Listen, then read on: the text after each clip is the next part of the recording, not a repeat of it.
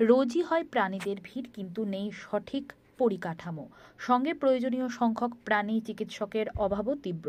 প্রতিদিন একজন মাত্র চিকিৎসককে 60 থেকে 70টি পশুর চিকিৎসা করতে হচ্ছে, যা স্বাভাবিকের তুলনায় অনেক বেশি। স্থানীয় পশুপালকরা জানাচ্ছেন, জেলা হাসপাতালটি প্রাণীদের আশার ভরসা, কিন্তু একজন মাত্র চিকিৎসকের পক্ষে এতগুলো পশুর চিকিৎসা করা যথেষ্ট কঠিন। ফলে অনেক সময় দীর্ঘক্ষণ অপেক্ষা করতে হয়। জরুরি অস্ত্রোপচারের ক্ষেত্রেও সমস্যার সম্মুখীন হতে হয়।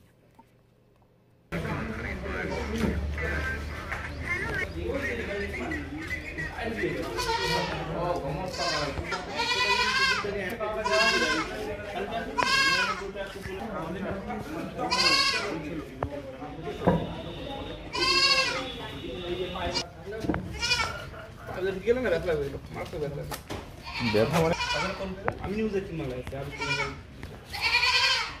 আর উনি লোকাল বাংলাটা কি লোকাল না লোকালও আছে লোকাল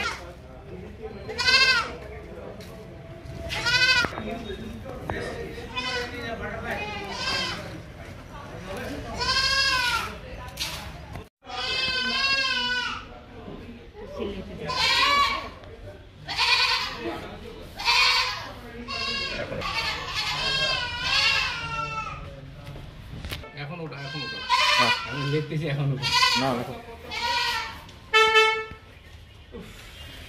এই এক বাইটের জন্য চলো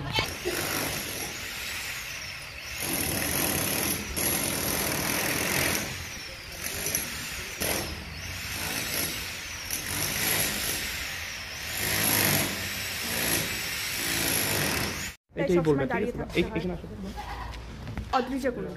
কোথায় এসেছো তুমি? আমি রাজগঞ্জ থেকে এসেছি। কি নিয়ে এসেছো? বেড়াল নিয়ে এসেছি। এই যে এখানে আসলে একটা ডাক্তার, হ্যাঁ একজনই শুধু স্যারই থাকেন এখানে, আর কোনো ডাক্তার নেই, তাই আমাদেরকে সবসময় অনেকক্ষণ দাঁড়িয়ে থাকতে হয়। সবসময় সিরিয়াস থাকে আমাদের পেশেন্ট।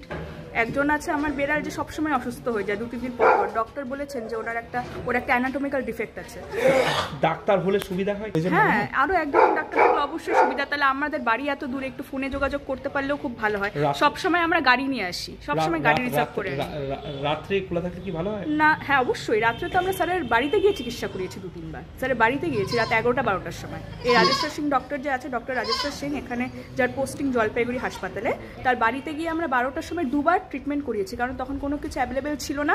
আর পেট আমাদের কাছে ফ্যামিলি মেম্বারের মতন, তাই খুবই ইম্পর্টেন্ট এটা। কি নাম? আমার নাম অদ্রিজা কুণ্ড। কি নাম? আমরা এখানে 60 থেকে 70টা পেশেন্ট হয় ডেইলি। আর যে এখানে কি এমার্জেন্সি কোনো পেশেন্ট আসলে কি পরিকাঠামো রয়েছে? হ্যাঁ, এমার্জেন্সি আসলে তো যেটুকু পরীক্ষার কাঠামো আছে তার মধ্যেই আমাদেরকে কোনো অ্যাক্সিডেন্ট কেস আসলো, কোনো পয়জনিং কেস আসলো, কোনো স্যালাইন দিতে হলো, এগুলো তো এখানে মানে ন্যাচুরালি একটা পশু বা একটা লাইফ সেভ করার জন্য তো এখানে করতেই হবে। আছে সেই পরিকাঠামোটা? হ্যাঁ, মোটা মিনিমাম পরিকাঠামো আমাদের আছে। বাকিটার জন্য আমরা চেষ্টা করছি এবং পিডব্লিউডিকে বলা আছে যে এস্টিমেট দেওয়ার জন্য। এস্টিমেট দিলে আমরা আবার এই পরিকাঠামোটা আরও ভালো করার, উন্নতি করার চেষ্টা করছি। নাইট্রোজেন গ্যাস এখানে যেখানে সিমটম রাখা হতো বা এখন বর্তমানে আছে এবং নতুন করে অফিসে কাজ শুরু হয়েছে। অলরেডি টেন্ডার হয়ে গিয়ে কাজ শুরু হয়েছে।